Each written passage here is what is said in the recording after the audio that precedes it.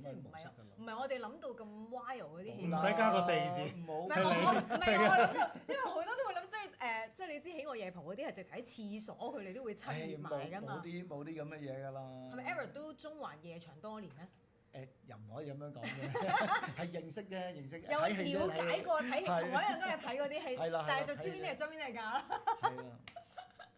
係咪啊？咁我見到好多觀眾都最緊要係問，究竟有冇女公關？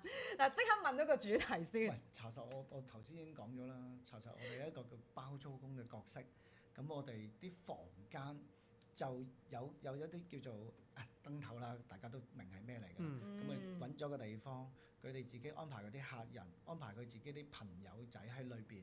咁我哋嚴格嚟講，我哋冇一個叫做女公關嘅角色，我哋冇嘅，亦都唔需要。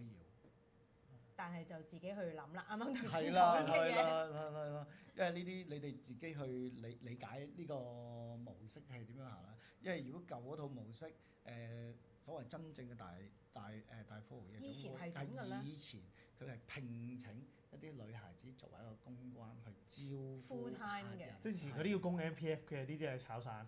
以前嗰時係我哋唔知道，呢啲全部都係我哋嘅會員。唔知咧，但即係唔係正式員工咯，即係以前係點嘅，鄭大師？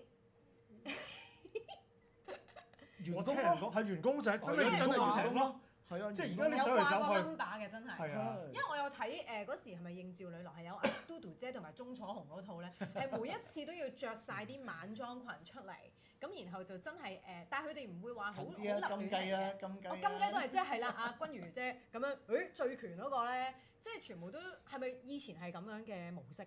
係。